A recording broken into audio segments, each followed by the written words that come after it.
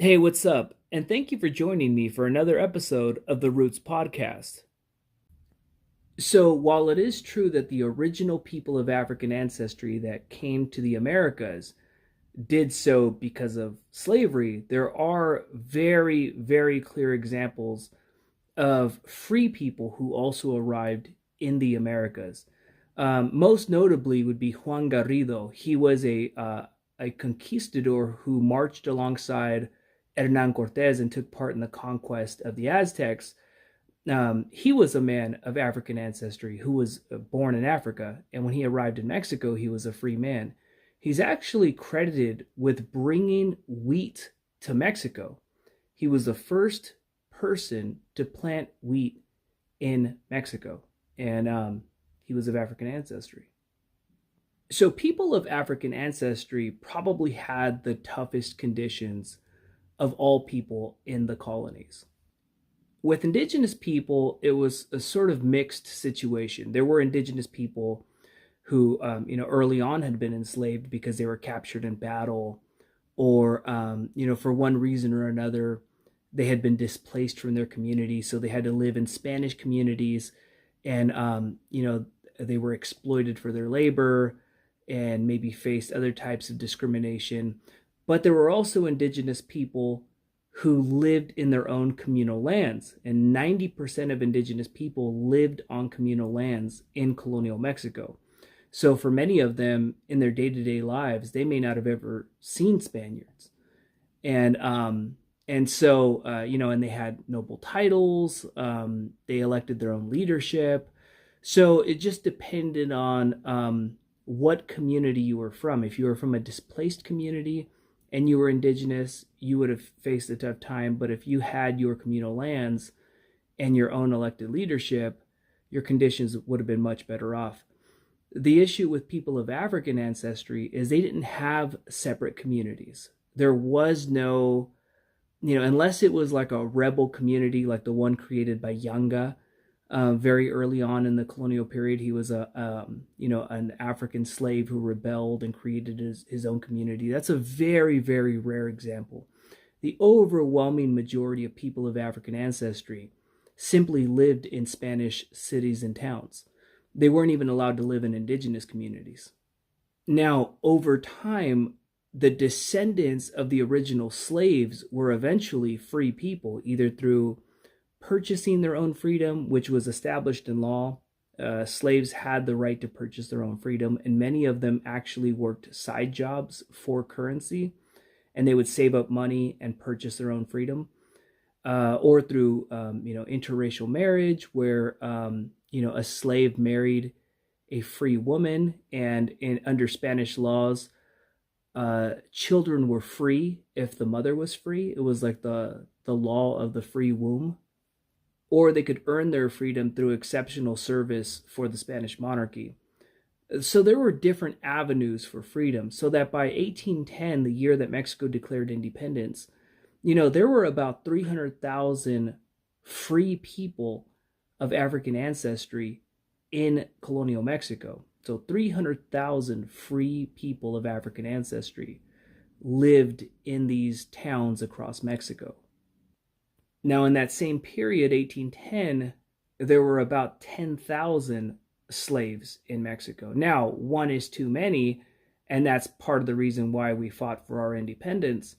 But you could see that the vast majority of the descendants of the original slaves found ways to assimilate and adjust to life in the Spanish Empire, given the conditions that they had. And so let's talk a little bit about the Casta paintings. The famous paintings that we see of the different admixtures of people and showing the different ethnicities they had according to their admixture of Spanish, indigenous, and African ancestry. For the most part, most of those Casta categorizations were completely invented by the artists who created those paintings, or were rarely, if ever, used at all. Now, it is true, if you were mixed of indigenous and Spanish ancestry, you were labeled as a mestizo. That was a real category back then that was used very often. And if you were mixed with Spanish and African ancestry, you were a mulatto. Again, you see a lot of mestizo records and mulatto records when you're looking at documents in colonial archives.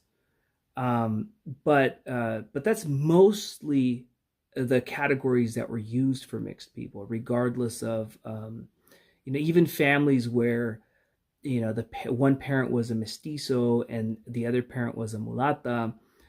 Given there were other social factors that determined whether or not the child was going to be labeled as a mestizo or a mulatto. They typically didn't have any one of these other admixture labels that you would see in a Costa painting. Typically, if the father was a mestizo, the children would be listed as mestizos. Or if the father was mulatto, the child would be listed as a mulatto.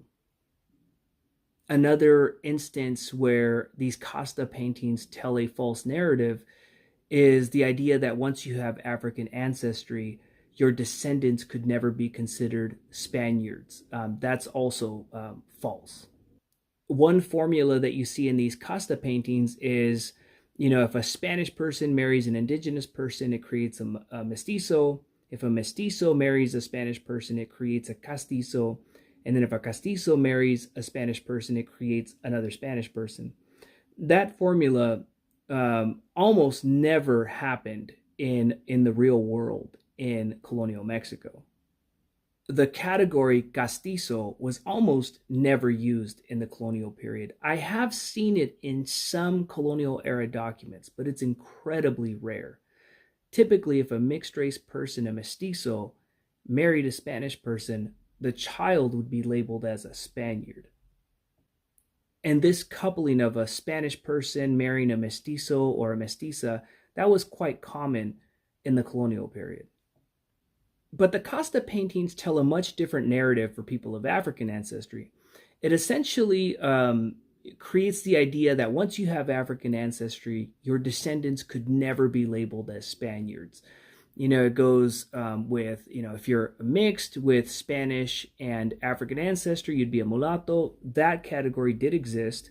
Many people were labeled as mulatto, but then it goes on to say, if a mulatto marries, a Spanish person, the child would be a quadroon, and then it goes on to octoroon, and it has all these other different categories. You will basically never see that in colonial records. What's most common in the vast majority of cases is that if a mixed race mulatto person married a Spanish person, the children would be labeled as Spaniards. And this was true whether or not the father was a Spaniard. If it was a mulatto man marrying a Spanish woman, and that was a typical pairing, like that happened very often, the child would be labeled as a Spaniard in future documents. Like in the child's own marriage record, the child would be listed as a Spaniard. Now, that doesn't mean that other types of discrimination didn't exist, even if it was just socially, for having a mulatto grandfather. But the idea that you could never attain, that your descendants could never attain Spanish citizenship, that's false. This issue of addressing the citizenship status of people of African ancestry became much more pronounced, right around 1812 with the discussions around the Constitution of Cadiz. The Constitution deprived people whose racial status was mulatto or negro from receiving automatic Spanish citizenship. So people of African ancestry, mulatto, and people who were fully African, they were not considered for citizenship. I mean, there were people that wanted to push for that, but ultimately the Constitution provided them with something more equivalent to permanent residency status. And so Black people or people with African ancestry would have been allowed to live in the Spanish Empire, something equivalent to being a permanent resident, but they were not given citizenship status in the same way indigenous people, mixed race or mestizo people, and Spanish people were given. So again, those other groups, the non-African groups, were given Spanish citizenship status across the board with the Constitution of Cadiz. Now, at face value, the Constitution of Cadiz, because it excluded people of African ancestry from automatic citizenship rights, that doesn't seem very progressive at face value. However, if you compare it to other legal systems of its time, it was very much ahead of its time. Unlike the United States, the Spanish Constitution provided a pathway, an opportunity for people of African ancestry to eventually become Spanish citizens. So it didn't completely exclude them, it just didn't give them automatic citizenship status. It gave them, again, something equivalent to permanent residency status. So I'm going to go ahead and end the discussion right there. I think we've covered a lot today. Thank you all for tuning in, and I'll see you all again next week.